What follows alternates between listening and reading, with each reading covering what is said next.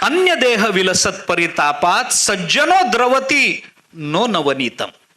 नवनीत त्याच्याने द्रवित होत नाही, पण सज्जन मात्र आमचं दुःख बघूनही वितळतात. त्यांचं अंतःकरण द्रवतं म्हणून संत आमच्यापर्यंत येतील, अनवरत आनंदाचा वर्षाव करायला येतील. जय जय वो शुद्धे उदारे प्रसिद्धे अनवरत आनंदे वर्षतीये. 12व्या अध्यायाची पहिली ओवी आहे ज्ञानेश्वरीच्या. अनवरत आनंदे वर्षतीये. अनवरत आनंदाचा वर्षाव करतीलही. त्यांचा तो स्वभाव आहे, तो धर्म आहे. ते तेवढ्याच करता अवताराला आलेत. आम्ही वैकुंठवासी आलो याची कारणासी बोलिले जे ऋषी साच भावे वर्ताया. तेवढ्याच करताय.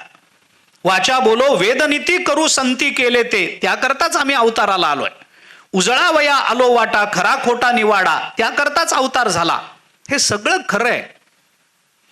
पण संत जरी आमच्यापर्यंत सकळ मंगळाचा वर्षाव करण्याकरता वारंवार येत असतील, अनवरत वर्षाव करत असतील, तरी ते आमच्यापर्यंत आले तरी त्यांना आम्ही ओळखलं पाहिजे ना.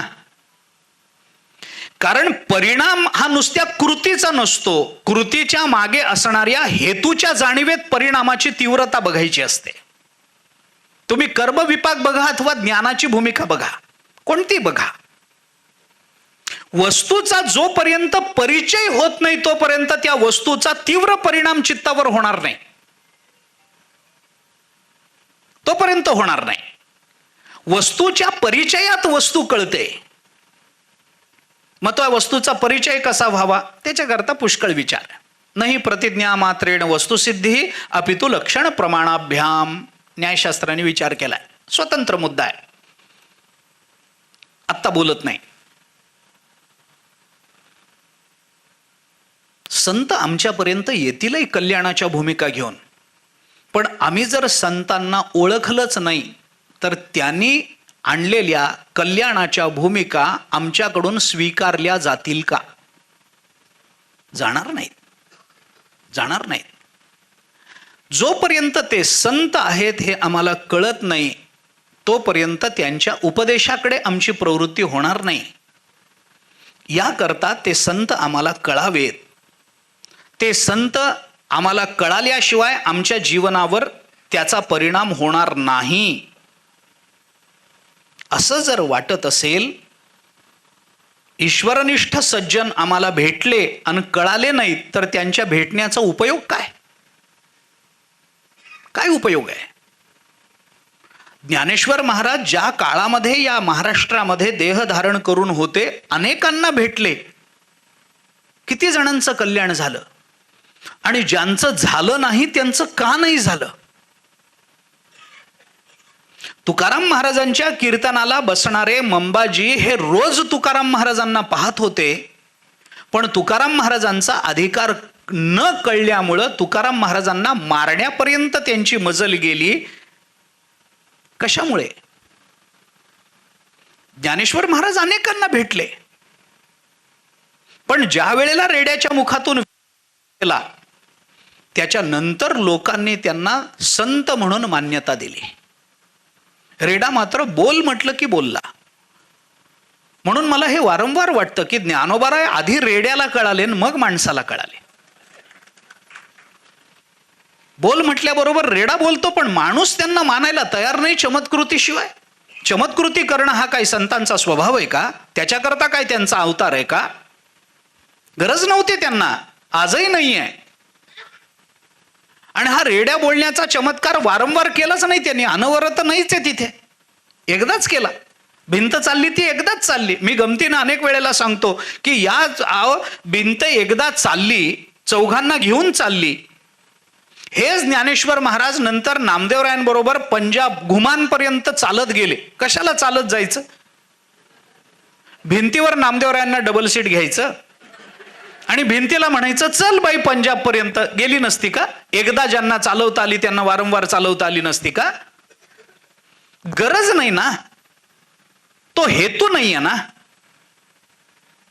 संत आम्हाला कळले पाहिजे. ज्या काळामध्ये गोरोबा काका होते लोक त्यांना कुंभारच समजत होते. हो, सामान्य मडकी घडवणारा एक माणूस या अर्थानं त्यांच्याकडे बघितलं आणि या अर्थानं बघितल्यामुळे न ओळखल्यामुळे कल्याणाला पारखे झाले.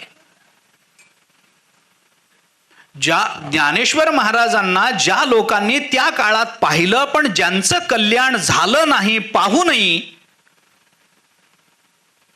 काय कारण आहे? एकच कारण आहे कल्याण न होण्याचं, त्यांनी ज्ञानोबारायांना ओळखलं नाही. हे एकच कारण आहे. आणि न ओळखल्यामुळे कल्याण जर दूर राहत असेल तर आपल्याकडून ही चूक होण्याची शक्यता गृहीत धरून ज्ञानेश्वर महाराजांनी पुढे आपल्याला ते संत ओळखू यावेत याच्याकरता त्यांचं लक्षण सांगितलंय. चला कल्पतरूचे आरव, चेतना चिंतामणीचे गाव, बोलते जे आर्णव पियुषाचे, चंद्रमे जे अलांछन, मार्तंड जे तापहीन. 1.5 ओवीमध्ये रूपक अलंकार आहे. हा रूपक अलंकार आहे. चला कल्पतरूचे आरव रूपक अलंकार आहे. रूपक अलंकार हा उपमान आणि उपमेय यांच्या अद्वैतात अभेदात सिद्ध होत असतो. तद रूपकम अभेदोय उपमान उपमेययोः असं लक्षण काव्यप्रकाशामध्ये रूपक अलंकाराचं. उपमान आणि उपमेयाचा अभेद जिथे सांगितला जातो त्याला रूपक अलंकार असं म्हणतात. रूपकम रूपिता आरोपो विषये निरपन नव्हे. साहित्य दर्पणात विश्वनाथांनी केलेलं रूपकाचं लक्षण आहे. निरपन नव्हे, अपन्नुतीचा बाध करण्याकरता निरपन नव्हे आलंय. अपन्नुती हाही एक अलंकार आहे. अपन्नुतीमध्ये सुद्धा अभेदाचा आभास निर्माण होतोच. आता हे अवघडच आहे. पण अलंकार काय आहे? अलंकार शास्त्र अभ्यासायला एकदा आपण सुरुवात केली ना, आपलं मन तिथून निघणार नाही इतकं ते सुंदर आहे साहित्य. आपली भारतीय संस्कृती फार विशाल आहे हो. कुठल्या भूमिकेतून कुठे आपल्याला आनंदाचा उद्भव संस्कृती करून देईल याची कल्पना सुद्धा आपल्याला येणार नाही. इतकी व्यापक आहे, इतकी सौंदर्यपूर्ण मांडणी आपल्या संस्कृतीतल्या ग्रंथांनी केली ना. अलंकार शास्त्र बघा तुम्ही, साहित्यशास्त्र बघा. विनाकारण तो गटे नाचला नाही कालिदासाचं वाङ्मय डोक्यावर घेऊन.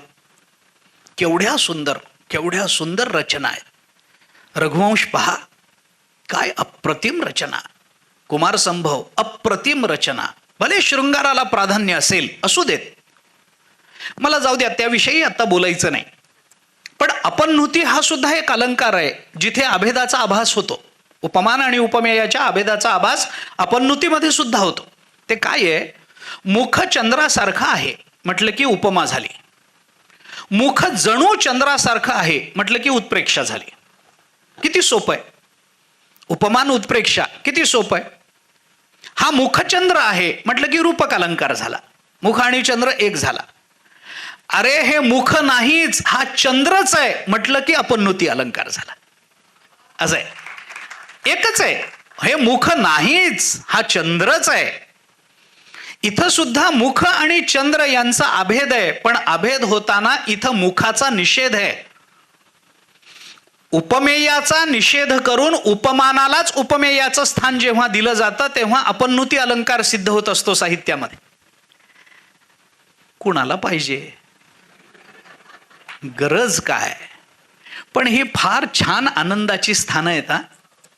या स्थानामध्ये जीवनाच्या प्रवासामध्ये मधून मधून या झाडांखाली थांबलं पाहिजे. कुठे ना कुठेतरी या सावलीचा आस्वाद, आनंद, शांती, शीतलता याचा आनंद घेता आला पाहिजे हो. नाहीतर हे वाया जाईल सगळं पुढच्या काळामध्ये. हे पाहिलं पाहिजे. संस्कृत असू द्या की, मराठीत काय कमी आहे का? अरे माझी मराठी तर संस्कृताच्याही वर आहे. ज्ञानोबारायांनी चिंतन किती गोड केलंय. जाऊ द्या, विषयांतर होईल सगळं. रूपक अलंकार. चला कल्पतरूंचे आरव, चेतना चिंतामणीचे गाव, बोलते जे अर्णव पियुषाचे, चंद्रमे जे अलांछन, मार्तंड जे तापहीन. आता याच्यात ज्ञानोबारायांच्या रचनेत प्रत्येक ठिकाणी वैशिष्ट्य आहे. तुकोबारायांचा प्रत्येक अभंग विलक्षण आहे. फक्त त्याची विलक्षणता लक्षात आली ना की पुढच्या अभंगाकडे जावंसं वाटतच नाही, आणि ज्याला वाटतं त्याला विलक्षणता कळलीच नाही. ज्ञानोबारायांच्या प्रत्येक ओवीत आनंद आहे. रूपक अलंकारामध्ये अनेक प्रकार आहेत. संस्कृतामध्ये परंपरित रूपक, मालाकार रूपक वगैरे काही रूपक आपल्याला त्या दृष्टीने करता येतात. सांग रूपक, निरंग रूपक, परंपरित रूपक, या सगळ्या रूपकाचे साहित्य दर्पणाने 6 प्रकार केलेत. मला सांगायचे नाहीत, त्याच्यातला एक प्रकार हा या ओव्यांमध्ये दिसतो म्हणून हे सांगतोय. याला अधिकारूढ वैशिष्ट्य रूपक असं म्हणतात. हा रूपक अलंकार जो ज्ञानोबारांनी वापरला ना, चला कल्पतरूचे आरव, चेतना चिंतामणीचे गाव, बोलते जे अर्णव पियुषाचे, चंद्रमे जे अलांछन, मार्तंड जे तापहीन, 5 उदाहरणं दिली आहेत, रूपक अलंकारात आहेत. हा सगळा अधिकारूढ वैशिष्ट्य रूपक आहे. अधिक रूपक म्हणतात याला मराठीमध्ये. म्हणजे ज्याला ती उपमा द्यायची आहे त्या उपमेयापेक्षा इथं ज्याची उपमा दिली जाते त्याच्यामध्ये अधिक्य जास्त असतं. संत कसे आहेत? कल्पतरू सारखे आहेत, पण साध्या कल्पतरू सारखे आहेत नाही. कल्पतरू जागेवर उभा असतो, हे चल आहेत, हे अधिक आहे. चिंतामणी, चेतना चिंतामणीचे संत कसे? चिंतामणीचं गावच आहेत, पण चिंतामणी हा मणी असल्यामुळे जिथे ठेवला जातो तिथेच राहतो. हे चेतन चिंतामणीचं गाव आहे. चालणारं हलणारं चिंतामणीचं गाव म्हणजे संत आहेत. बोलते जे अर्णव पियुषाचे, संत म्हणजे अमृताचा समुद्र आहेत, पण बोलणारं अमृत आहे. याला अधिक रूपक असं म्हणतात. संस्कृतात याला अधिकारूढ वैशिष्ट्य रूपक असं म्हणतात. अधिकारूढ वैशिष्ट्य रूपक असं नाव आहे त्याचं. न्यूनकारूढही आहे, अधिकारूढही आहे, समकरूढही वैशिष्ट्य रूपक, असे 3 प्रकार त्याच्यामध्ये आहेत. ते सोडून द्या. पण यामध्ये ज्ञानेश्वर महाराजांनी चला कल्पतरूचे आरव हे जे म्हटलंय, कल्पतरूचं वैशिष्ट्य तर संतांच्या ठिकाणी आहेच आहे, पण संतांना कल्पतरू म्हटल्याने कल्पतरूचं वैशिष्ट्य संतांच्या ठिकाणी आहे, पण संतांमध्ये जे अधिक आहे ते कल्पतरूमध्ये नाही. किती प्रकारानं हे आधिक्य सांगायचं तर अनेक प्रकारांनी सांगता येत. चला कल्पतरू, चल, चालणारे कल्पतरूचं वन म्हणजे संत आहेत. एक कल्पतरू नव्हे, कल्पतरूचं वन. कल्पतरूचं काय वैशिष्ट्य आहे? कल्पना केलेलं देणारा वृक्ष म्हणजे कल्पतरू. सरळ आहे. कल्पतरू खाली फळे येती मागितली, तुकाराम महाराजांनी चिंतन केलं. ज्याच्या खाली बसून जे मागावं ते त्याला प्राप्त होतं. ज्ञानोबारांनी त्या अर्थामध्ये चिंतन केलंय. असो, कल्पतरू आहे ना, तरी कामितयाच्या इच्छा फळे कल्पवृक्षू जैसा, ज्ञानेश्वर महाराजांचं होतं. कल्पतरू खाली फळे येती मागितली, तुकोबार. कल्पतरूच्या खाली बसल्यानंतर आपण जे मागू ते आपल्याला मिळतं, पण आपण काय मागतो ते योग्य आहे का अयोग्य आहे याचा विचार कल्पवृक्ष करत नाही. संत मात्र तोही विचार करतात. ज्ञानेश्वर महाराजांनी चिंतन केलंय. मला हे वेगळं सांगायचं कारण नाही. मी जे म्हटलं ना पहिल्या दिवशी की पसायदानाच्या प्रत्येक ओवीच्या मागे ज्ञानेश्वरीतले अनेक ओव्यांचे संदर्भ आहेत. जे हिताहित देखती, हानी कणवा घेपती, पुसोनी शिणू हरती देती सुख. कल्पतरू खाली बसल्यानंतर आपण काय मागावं हे आपलं स्वातंत्र्य आहे. आणि आपलं स्वातंत्र्य आहे ते स्वातंत्र्य म्हणजे स्वैराचार होतोय का नाही याचं कल्पतरूला काही घेणं देणं नाहीये. असं सांगतात की एक मनुष्य थकला म्हणून एका झाडाखाली बसला, तो कल्पवृक्ष होता. दुपारची वेळ होती, ऊन मी म्हणत होतं. झाडाखाली बसला, जवळ काही नव्हतं, आणि त्याच्या मनात सहज विचार आला की इथं जर आपल्याला थंडगार पाणी मिळालं तर किती बरं होईल. लगेच थंडगार पाणी समोर आलं. त्याला इतकं बरं वाटलं, त्याने काही विचार केला नाही, पाणी पिऊन घेतलं. थंड पाणी आहे, गोड पाणी. प्यायल्यानंतर बुद्धीला तरतरी आली आणि मग मनात विचार सुरू झाला की पाणी मिळालं, तसं जर भूक लागली म्हणून जेवण मिळालं तर लगेच पंचपक्वान्नाचं जेवण तयार. त्यांनी काही विचार केला नाही, जेवून घेतलं. जेवण झालं, पाणी मिळालं. मग त्याला वाटलं इथं जर आपल्याला थोड्या वेळ शांत झोप मिळाली तर लगेच पलंग वगैरे तयार, त्याच्यावर गादी, पांढरी शुभ्र अभ्रे, उषा, सगळं तयार. झोपला. झोप झाली, पोट भरलं, तहान भागली, झोप झाली आणि मग मनामध्ये विचार आला, मघाशी आपण पाणी म्हटल्याबरोबर इथे पाणी आलं, इथे अन्न म्हटल्याबरोबर पंचपक्वान्न मिळाली, झोप म्हटल्याबरोबर पलंग आला, इथे भूत तर नसेल? लगेच भूत हजर झालं. आणि भूत बघितल्यावर याच्या मनात आलं, अरे आता हे आपल्याला खाणार तर नाही? भूताने खाऊन टाकलं. आमच्या हिताची गोष्ट आम्ही मागतो आहो की नाही याची कल्पना, याची जाणीव कल्पवृक्षाला नसते. पण संतांकडे आम्ही जे मागतो तेव्हा मात्र आम्हाला जे योग्य आहे तेच संत आम्हाला देतात. हे कल्पवृक्षापेक्षा वेगळे पण संतांचं आपल्याला पाहावं लागतं. कल्पवृक्षाच्या सावलीत मागितलेलं मिळतं, पण आम्हाला सावलीची अपेक्षा असेल तर आम्हाला तिथे जावं लागतं, तर आम्हाला त्या सावलीत बसता येतं. पण संत नावाचा कल्पवृक्ष असा आहे की आम्हाला सावलीत जावं लागत नाही, संत आपली सावली घेऊन आमच्यापर्यंत पोचतात. अधिक्य आहे, पुष्कळ आहे, रात्र जाईल आपली.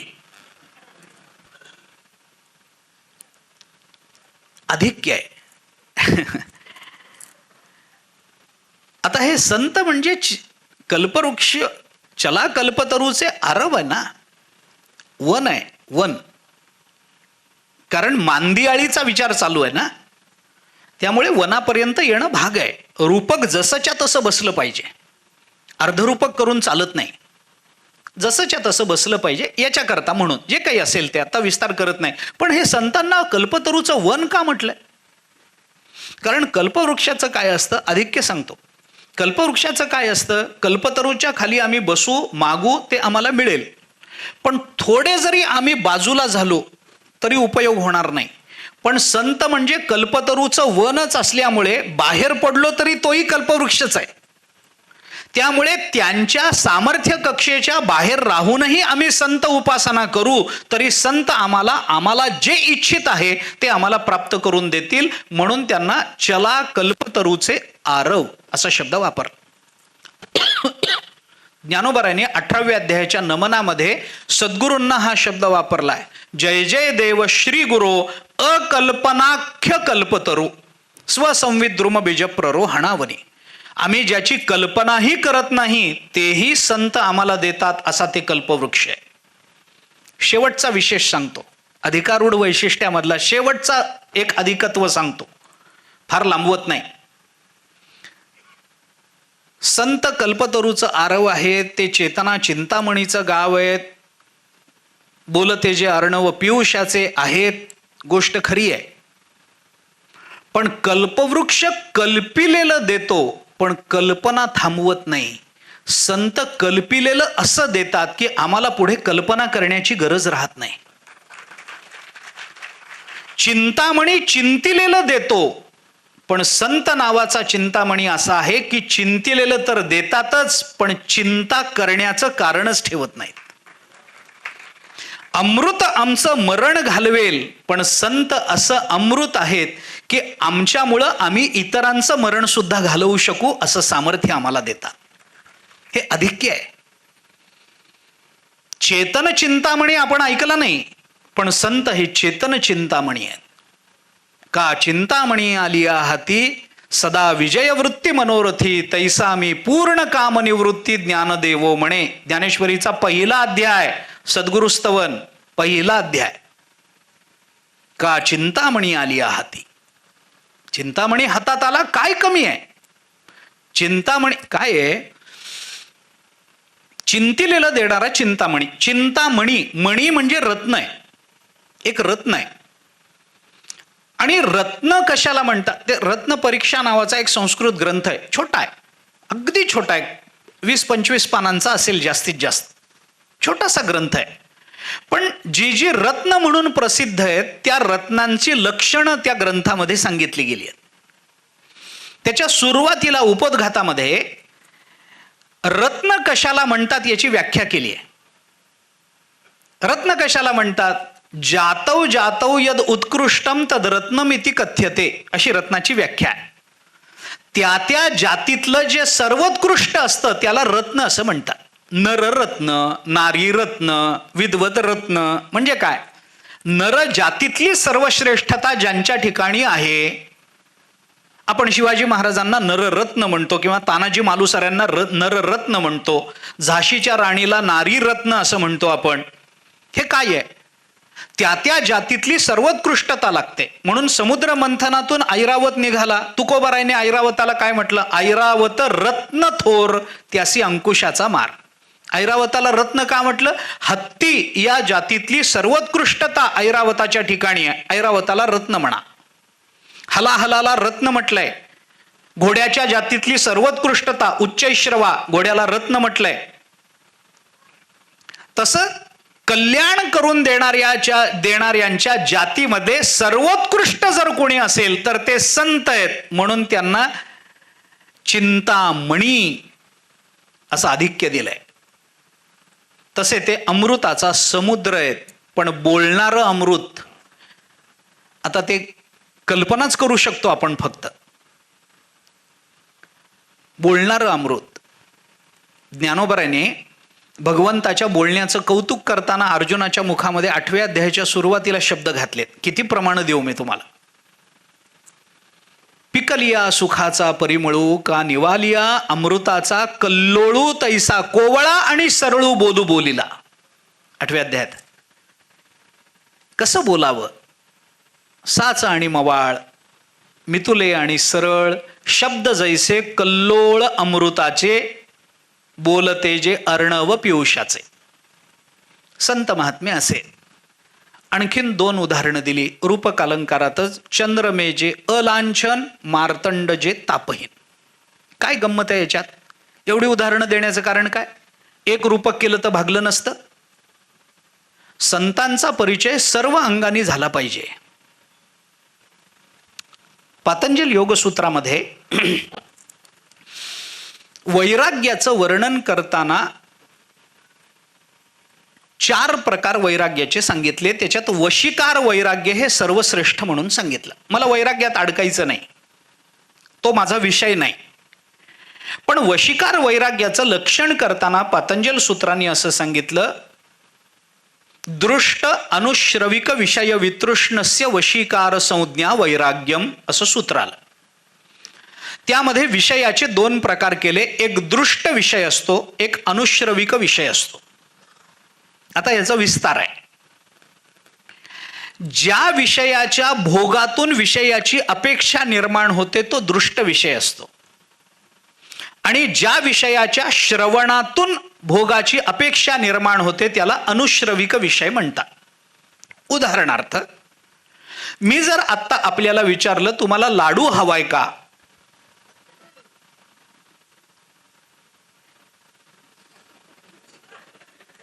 तर तुम्ही काय म्हणाल?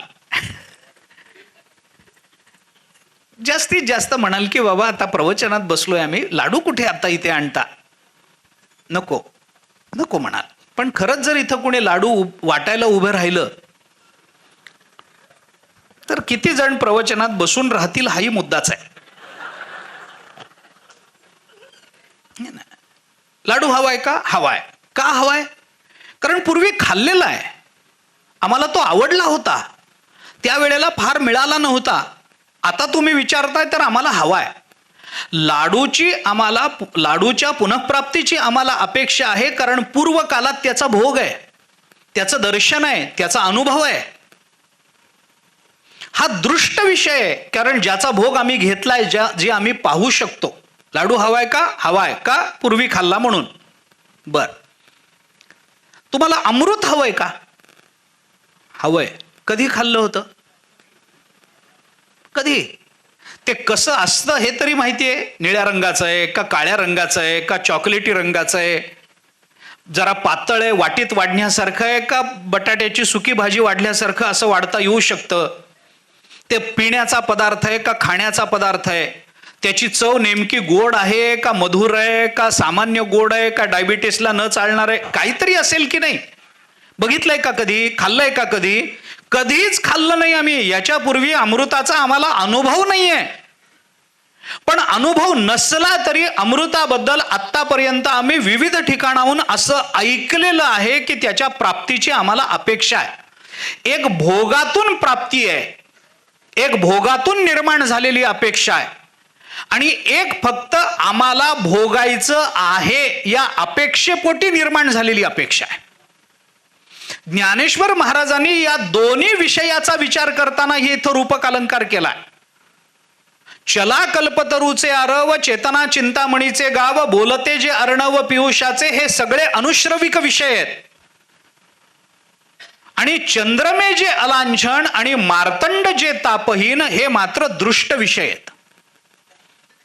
दृष्टाचं आधिक्य आणि अनुश्राविकाचं आधिक्य या दोन्ही आधिक्यातून संत आपल्याला कळावेत. कारण काही जणांनी संत ऐकलेले असतात, त्यांनाही ते कळावेत ते हेच आहेत. आणि काही जणांनी संत पाहिलेले असतात, त्यांनाही हे कळावं की हे असेच आहेत. हे असेच आहेत हे कळण्याकरता आणि ते हेच आहेत हे कळण्याकरता, ते हेच आहेत हे कळण्याकरता संत अनुश्रविक असावे लागतात. आणि ते असेच आहेत हे कळण्याकरता संत दृष्ट असावे लागतात. ते दृष्ट असावे लागतात म्हणून चंद्र सूर्याचं रूपक केलं. आणि ते अनुश्रविक असावे लागतात याच्याकरता कल्पतरू, चिंतामणी आणि अमृताचं रूपक करून सांगितलं. मानसशास्त्र हे माणसाचं मन किती सूक्ष्मतेनं ज्ञानोबाराय ओळखतात बघा ना. आम्हाला अशा सगळ्या विषयांची अपेक्षा असते. हेच आहेत आणि असेच आहेत. नाही ते हेच आहेत हा. हे कधी कळतं? जेव्हा आम्ही त्यांच्याबद्दल ऐकलेलं असतं पण त्यांना पाहिलेलं नसतं, तेव्हा त्यांचा परिचय झाला की हा ते हेच आहेत. आणि ज्यांना आपण पाहिलेलं असतं पण त्यांच्या गुणांचा परिचय नसतो, तो परिचय झाल्यानंतर माणूस म्हणतो हा आम्ही जे यांच्या गुणांबद्दल ऐकलंय ना ते असेच आहेत. हेच आणि असेच ही परिपूर्ण ओळख असते. ओळखीमध्ये दोनच भूमिका असतात, हेच आहेत आणि असेच आहेत. ही ओळख झाली. ती ओळख आपल्याला व्हावी याच्याकरता दोन भूमिका. हे मानसशास्त्रच आहे. या भूमिकेतून बारकाईनं विचार केला तर चंद्रमे जे अलांछन, चंद्रमा आहेत पण लांछन नाही आहे. आता चंद्रावरची लांछनं काय आहेत? गुरुपत्नी गमनाचा दोष काय? त्याला उदय आहे, कलेनं कमी होतो, संत कमी होत नाहीत, चंद्र संपूर्ण एखादे वेळ हे सदा पुरते, अशा पद्धतीच्या अनेक आधिक्य सांगता येत. चंद्रावर डाग आहे, संतांच्या जीव डाग नाही. चंद्राकडे दोष आहे, संतांना दोष नाही, वगैरे वगैरे वगैरे पुष्कळ पुष्कळ. त्याची कारणं काय ते सोडून द्या. जसं अलांछन चंद्रमा म्हणजे संत आहेत, त्यांची शीतलता, चंद्राची शीतलता हे संतांच्या ठिकाणी आहे. आणि सूर्य हे म्हणताना मार्तंड म्हटलंय पण तापहीन मार्तंड म्हटलंय. मार्तंड हा शब्द सूर्य याच अर्थाचा आहे, पण सूर्याच्या प्रत्येक स्थितीत सूर्याचं नाव बदलत जातं.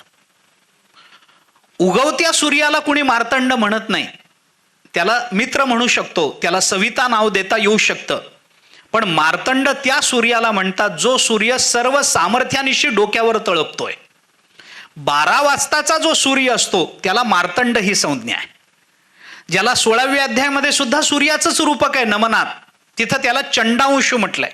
मावळवीत विश्वाभासू नवल उदयला चंडांशू अद्वयाब्जिनी विकासू वंदू आता. तो स्वतंत्र मुद्दा आहे. ते रूपक आत्ता सांगितलं तर खूप वेळ जाईल आपला, पण तेही सूर्याचं रूपकच आहे. रूपक अलंकाराचा विचार ज्ञानेश्वर महाराजांनी त्या मानाने कमी केलाय, पण एकनाथ महाराजांनी भावार्थ आपल्या एकनाथी भागवतामध्ये फार रूपक अलंकार वापरला, खूप वापरला. आपण बघून घ्या.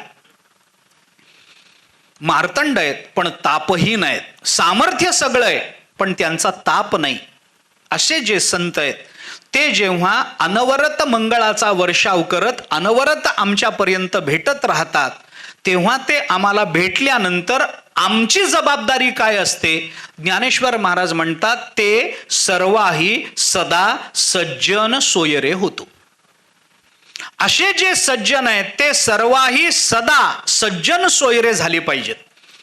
हा काय आहे? आता ह्याच्यातही एक अलंकार आहे. स ची पुनरावृत्ती झाली. चला कल्पतरूचे आरव मध्ये च ची झाली. चला कल्पतरूचे आरव, चेतना चिंतामणीचे गाव, हे च ची अनुवृत्ती झाली. इथं सची अनुवृत्ती आहे. ते सर्वाही सदा सज्जन सोयरे, हे चारही गोष्टी एकत्र येणं अवघड आहे.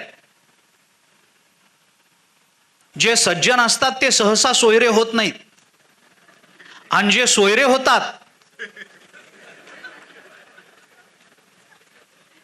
ते सहसा सज्जन असत नाहीत. आणि एखाद्या वेळेला सज्जन सोयरा झालाच तर तो सदा राहत नाही, आणि जर सदा राहिला तर तो सर्वांकरता होत नाही. पण संत आम्हाला सर्वाही सदा सज्जन सोयरे, हे त्यांचं आमचं नातं निर्माण झालं पाहिजे. असं एकदा नातं निर्माण झालं, ते माझे सोयरे सज्जन सांगाती, पाय आठविती विठोबाचे. असं जेव्हा आमच्या जीवनामध्ये त्यांचा संग प्राप्त होईल, तेव्हा किंबहुना सर्व सुखी पूर्ण होवो नितीही लोकी, भजिजो आदिपुरुखी अखंडित. मग असं जर होत असेल तर, आपण किंबहुना शब्दाबद्दल बोलून आलोय, मी पुन्हा मागे जाणार नाही. असे ते सज्जन सोयरे होणं म्हणजेच सुखाची प्राप्ती आहे. आणि किंबहुना असं जे सुख आहे ते सर्वांना प्राप्त व्हावं. आणि त्या प्राप्तीचं स्वरूप काय असावं, तर ते त्या भजिजो आदिपुरुखी अखंडित, याच्याने ते प्राप्त व्हावं. एवढं मागणं मागून झाल्यानंतर एक अपवादात्मक मागणं ज्ञानेश्वर महाराज बोलून दाखवतात. आणि ग्रंथोपजीवी इये विशेषी लोकी इये दृष्टादृष्ट विजये होवा वेजी. आणि ग्रंथोपजीवी इये, आता गंमत काय आहे, किंबहुना सर्व सुखी, या सर्वामध्ये ग्रंथोपजीवी येत नसतील का? सगळ्यांनी सुखी व्हावं त्याच्यामध्ये ग्रंथोपजीवी आले नाहीत? आले असतील ना. पण तरीही ज्ञानोबराय ग्रंथोपजीवी विशेष मागणं त्यांच्या पूर्वीच्या काळामध्ये जेव्हा पत्र लिहिली जायची, पत्र हाताने लिहिली, मी खूप जुना काळ सांगतोय, हाताने जेव्हा पत्र लिहिली जायची तेव्हा त्या पत्रामध्ये एखादा मजकूर जर लिहायचा राहिला तर खाली ताजा कलम, ताक असं लिहून तो मजकूर लिहिला जायचा, बरोबर ना.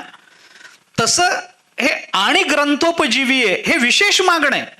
या मागणीमध्ये या मागणीचा अंतर्भाव नाहीये का, तर किंबहुना सर्वसुखीमध्ये ग्रंथोपजीवी येतात. मग ग्रंथोपजीवींना वेगळं का ठेवलं? कारण हे मगाशी बोलल्याप्रमाणे, कारण ग्रंथोपजीवींना या जगतामध्ये एक वैचारिक आधार म्हणून पाहिलं जातं. ग्रंथोपजीवी कोण आहे? ग्रंथावर जो उपजीविका करतो तो, म्हणजे ज्याचं पुस्तकाचं दुकान आहे तो, असं नाही आहे. ग्रंथोपजीवी म्हणजे पुस्तकाचं दुकान असणारा नाही. ग्रंथातले सिद्धांत हीच ज्याची उपजीविका, म्हणजे हाच ज्याचा प्राण आहे, असे जे विचारवंत या समाजामध्ये राहून या समाजाला नेहमी एक विलक्षण आणि विशिष्ट विचाराची दिशा देत असतात, त्यांच्याबद्दलही मागताना ज्ञानेश्वर महाराज मागतात की मग आता इथला ग्रंथ कोणता? वेदापासून ते पुराणांपर्यंत सगळे ग्रंथ त्याच्यामध्ये आले. पण माझ्या दृष्टीने ग्रंथोपजीवी जो आहे की ज्याला दृष्टादृष्टावरचा विजय मिळवता येणं शक्य आहे, असा ग्रंथ या जगात एकच आहे, तो ज्ञानेश्वरी आहे. की ज्याची उपजीविका, ज्याच्या आधारानं जगणं, ज्याच्या आश्रयाने जगणं, याच्यामध्ये दृष्टादृष्टावरचा विजय आपल्याला प्राप्त करून घेता येऊ शकतो.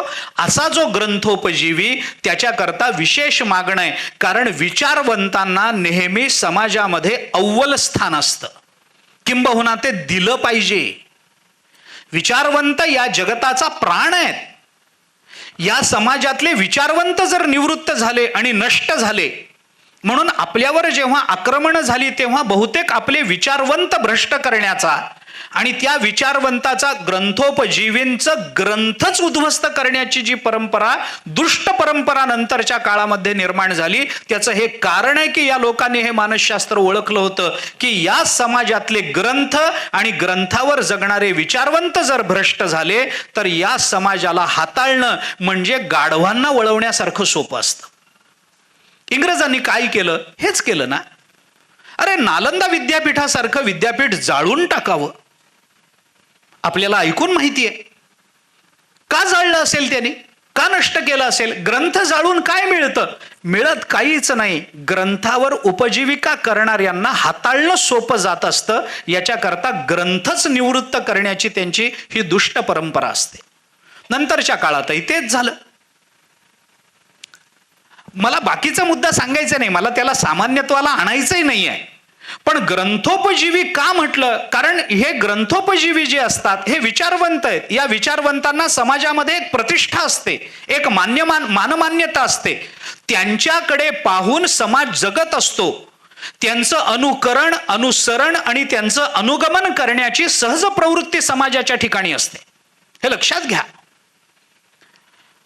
अनुकरण करतानाही त्यांचं करावं वाटतं, अनुसरण करतानाही त्यांचं करावं वाटतं, कारण ते विचारवंत आहेत. त्यांच्याबद्दल समाजाच्या अंतःकरणात हा विश्वास असतो की ही मंडळी जे करतात ना ते विचारपूर्वक करतात, आंधळेपणाने काही करत नाहीत. या विश्वासावर समाज त्यांच्याकडे बघत असतो. येथ वडील जे जे करीती तया नाम धर्मू ठेविती तेची येर अनुष्ठिती सामान्य सकळ. ज्ञानोबा बोलतात, श्रुती स्मृतीचे अर्थ आपणची होवो निमूर्त अनुष्ठाने जगा देत वडील जे हे तयाची आचरती पाऊले पावोनी सात्विक श्रद्धा चाले ते तेची फळ ठेविले ऐसेल आहे. 17वा अध्याय ज्ञानेश्वरी. बघा, आपण त्यांच्या मागे अनुकरण आणि अनुसरण दोन्ही विचारवंताचं करावं ही सहज प्रवृत्ती समाजाच्या ठिकाणी असते. कृतीचं केलं जातं ते अनुकरण आणि विचाराचं केलं जातं ते अनुसरण, हा फरक आहे. अनुसरणात विचार बघितला जातो आणि अनुकरणात कृती बघितली जात असते. अनुकरण हे कधी विचाराचं नसतं, अनुकरण कृतीचं असतं. काय आहे? अनुकरण, अनुसरण आणि अनुगमन या तिन्ही मध्ये जो धातू वापरला गेलाय ना तो गती याच अर्थानं वापरला गेलाय. मला त्यात आत्ता स्वारस्य नाही, सोडून द्या. याच्याकरता म्हणून ज्ञानेश्वर महाराज एक अपवादात्मक मागणी मागतात. आणि ग्रंथोपजीवी ये विशेषी लोकी इये, यांचा या लोकामध्ये विशेष आहे. आणि म्हणून काय मागावं त्यांच्याबद्दल? दृष्टादृष्ट विजये होवावेजी. ते ग्रंथोपजीवी असल्यामुळे दृष्टादृष्टावरचा त्यांचा विजय हा त्यांच्या स्वार्थाला कारण न ठरता दृष्टादृष्टावरचा त्यांचा विजय हा समाजाच्या उन्नयनाकरता आणि समाजालाही दृष्टादृष्टाच्या विजयापर्यंत नेण्याच्या साधन प्रवृत्ती करता उपयोगी ठरणारा आहे. म्हणून ज्ञानेश्वर महाराजांनी हे मागणं त्यांच्या संबंधात विशेषत्वाने मागितलं. आणि असं मागणं मागून झाल्यानंतर ज्ञानोबारायांचं पसायदान संपलं. आणि मग ज्ञानोबाराय त्याचा उपसंहार करताना हे म्हणतात, येथ म्हणे श्री विश्वेश्वराओ हा होईल दान पसाओ येणे वरे ज्ञानदेवो सुखिया झाला. उपसंहार, सुखिया झाला. संपूर्ण पसायदानामध्ये वर्तमानकालीन क्रियापद एकच आहे, झाला. बाकी सगळी क्रियापद भविष्यकाल वाचक आहेत. मग जर भविष्यकाल वाचक क्रियापदाचा उपसंहार वर्तमानकालीन क्रियापदात कसा होईल? होऊ शकत नाही. हे मागणं पूर्ण झालंय का? नाही. मग तुम्ही सुखिया झालातही. असे कसे सुखिया झालात तुम्ही? तुम्ही असं म्हणायला पाहिजे होतं, जे खळांची व्यंकटी सांदो तेणे ज्ञानदेवो सुखिया होवो. आधीची क्रियापद बघा ना, कुठलं वर्तमानकालीन क्रियापद आहे? खळांची व्यंकटी सांडो, पुढं सत्कर्मी रती वाढो, भूता परस्परे पडो, दुरिताचे तिमिर जावो, विश्वस्वधर्म सूर्ये पाहो, जो जे वांछील तो ते लाहो, दृष्टादृष्ट विजय होवावे. मग तुम्ही सुद्धा सुखिया होवो. झाला. अजून तर ह्याच्यातलं काहीच सिद्ध झालं नाही तरी तुमचा सुखिया झाला. पण एकच क्रियापद एवढं वर्तमानकालीन आहे, बाकीची सगळी क्रियापद भविष्यकालवाचक वापरता तुम्ही. सुखिया होवो म्हणा ना. असं जर झालं तर ज्ञानदेव सुखिया होतील असं म्हणा. ज्ञानोबराय म्हणतात, नाही नाही, सुखिया झाला, माझा सुखिया आत्ताच झाला. असं का केलं असेल? त्याचं उत्तर थोडंसं स्पष्ट रूपाने देऊन जातो. उपक्रमामध्ये वापरलेला विश्वात्मक शब्द आणि उपसंहारामध्ये वापरलेला विश्वेश्वराओ हा शब्द, या दोन शब्दांमधून दोन भूमिकांची अपेक्षा आहे. विश्वात्मक हा शब्द आत्मक शब्दातून स्वरूप दृष्टीनं वापरला गेला आहे. आणि विश्वेश रावो हा रावो शब्द वापरल्यामुळे इथं सामर्थ्याची अपेक्षा आहे. विश्वात्मक शब्द स्वरूपवाचक आहे आणि विश्वेश रावो हा शब्द सामर्थ्याचा वाचक आहे. असं स्वरूप आणि सामर्थ्य ज्यांच्या ठिकाणी एकरूपत्वानं आपल्याला प्राप्त झालेलं आहे त्यांनी मला असा वर दिलाय की हे होईल. आणि ज्यांच्या ठिकाणी स्वरूप आहे आणि ज्यांच्या ठिकाणी सामर्थ्य आहे त्यांनी दिलेल्या शब्दावर माझा विश्वास आहे, म्हणून त्या विश्वासापोटी आत्ताच ज्ञानदेव सुखिया झाला. पण कारण नुसतं सामर्थ्य असणारे लोक शब्द देऊन चालत नाही. ज्यांना ज्ञान नाही पण सामर्थ्य आहे अशा लोकांचा शब्द पूर्णतेला जात नाही. आणि ज्यांच्या ठिकाणी फक्त ज्ञानच आहे पण ते ज्ञान इतरांपर्यंत पोहोचवण्याचं सामर्थ्य नाही त्यांना दिलं ते शब्द देतच नाहीत. नुसत्या ज्ञानात शब्द दिला जात नाही आणि नुसत्या सामर्थ्यावर दिलेल्या शब्दावर विश्वास नाही. म्हणून सामर्थ्य आणि सत्ता या दोन गोष्टी जिथं एकत्रित झालेल्या आहेत असे जे माझे सद्गुरू त्यांनी मला असं सांगितलंय की हा होईल दान पसावो, हा दान पसावो होईल असा त्यांनी येणे वरे हा वर त्यांनी मला दिला, म्हणून ज्ञानदेव सुखिया झाला. म्हणून आत्ता वर्तमानात मी सुखी झालो कारण त्यांच्या ठिकाणी हे पूर्णतेला नेण्याचं सामर्थ्य पण आहे आणि वृत्ती परिवर्तनाकरता त्यांचं स्वरूपही तेवढंच लक्षणीय आहे. या दृष्टीनं ज्ञानोबाराय ही भावना बोलून दाखवतात. माझी वेळ संपली, पसायदानही संपलं असं आता जाहीर करायला हरकत नसावी, कारण जाहीरच करावं लागेल, हे होणार नाहीच आहे. पण 3 दिवस या पसायदानाचा यथामती यथाशक्ती मी विचार केला.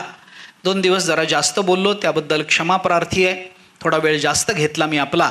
पण पसायदान सांगण्याकरता हे निखळ मानसशास्त्र आहे हे आपण लक्षात घेतलं पाहिजे. आणि मानसशास्त्र असल्यामुळे आपल्या मनाचा आपणच विचार करणं आणि त्या परिवर्तनाच्या भूमिका पसायदानामधून समजून घेताना जे खळांची व्यंकटी सांडो म्हणताना हे खलत्व आपल्या ठिकाणी अंशरूपत्वानं आहे याची जाणीव करून घेत आपल्या अंतःकरणामध्ये सत्कर्माची आवड वाढती राहण्याकरता प्रयत्नशील असणं, आपल्या दुरिताचं तिमिर जाण्याकरता काही प्रयत्नशील होणं आणि त्याच पद्धतीनं स्वधर्माचा सूर्य बघण्याकरता आपण प्रयत्नशील होणं, भूतमात्रांबद्दल परस्पर मैत्र भावना निर्माण करून घेण्याकरता प्रयत्नशील होणं ही आपल्या सगळ्यांची जबाबदारी आहे. तर या समाजामध्ये सुख शांती नांदेल असं ज्ञानेश्वर महाराजांचा जो आत्मविश्वास, त्या आत्मविश्वासाला आपण आत्मविश्वासाची कोणतीही प्रतारणा न करता आपण त्या दृष्टीनं वागण्याचा प्रयत्न करणं हेच पसायदान म्हणण्याचं फलित आहे असं समजून आपण पसायदान म्हटलं पाहिजे. आणि तसं पसायदान म्हणण्याची सद्बुद्धी आणि सामर्थ्य तुम्हाला आम्हाला प्राप्त व्हावं याच्याकरता ते म्हणत राहिलं पाहिजे एवढीच प्रार्थना आपल्या सगळ्यांच्या चरणी करतो. खरं म्हणजे पसायदानासारखा व्यापक विषय आहे. काळाची आणि बुद्धीची या दोन्ही मर्यादा माझ्या ठिकाणी आहे. 3 दिवसामध्ये पसायदान सांगा असं म्हणणं ही काळाची मर्यादा आहे आणि तुम्ही पसायदान सांगा असं म्हणणं माझ्या बुद्धीची मर्यादा आहे. परंतु तरीही त्या मर्यादेकडे दुर्लक्ष करून आपण ऐकायला आलात त्याबद्दल आपल्या सर्व श्रोत्यांचे अंतःकरणपूर्वक आभार मानतो. आपल्या चरणी नतमस्तक होतो. आपल्याबद्दल कृतज्ञताभाव व्यक्त करतो. खूप तशा अर्थाने हा पसायदानाचा हा उपक्रम किंवा प्रवचनमालेचा उपक्रम पहिल्यांदाच माझ्या माहितीप्रमाणे आध्यात्मिक प्रवचनमालेतून दादरमध्ये बहुतेक पहिल्यांदा झाला असेल. आधी झाला असेल कुणाचा तर मला माहीत नाही, पण माझ्या दृष्टीने तरी मी पहिल्यांदा आपल्या सर्वांच्या सन्मुख आलेलो आहे. आणि त्याच्याकरता ही करपे आणि देहाड्राय फॅमिली पूर्ण हे कुटुंब ही फॅमिली माझ्याकरता कारण ठरलेली आहे. त्यामुळे करपे आणि देहाड्राय या दोन्ही परिवाराला अंतःकरणपूर्वक धन्यवाद देतो. ते आपल्या सर्वांच्या वतीनं देतो, कारण त्यांच्याबद्दल कृतज्ञता व्यक्त केली पाहिजे. ते संयोजक आहेत, त्यांच्याबद्दल कृतज्ञता व्यक्त केली पाहिजे. पण त्यांच्याबद्दल वक्ता म्हणून मी कृतज्ञता व्यक्त करावी इतके त्या परिवारांचे आणि माझे संबंध औपचारिक कधीच नाही. ते नेहमीच अनौपचारिक राहिलेत. हा परिवार 3-3 पिढ्यांशी माझ्याशी जोडला गेलाय, पिढ्यांपासून माझ्याशी जोडला गेलाय. त्यामुळं 3-3 पिढ्यांपासून जो परिवार जोडला जातो तिथं कुठल्याही पद्धतीची औपचारिकता राहत नाही. त्यामुळं त्यांना मी अंतःकरणपूर्वक धन्यवाद द्यावेत वगैरे अशी भाषा मीही करणं बरोबर नाही. म्हणून मी असं म्हटलं की तुमच्या वतीनं मी त्यांना धन्यवाद देतो.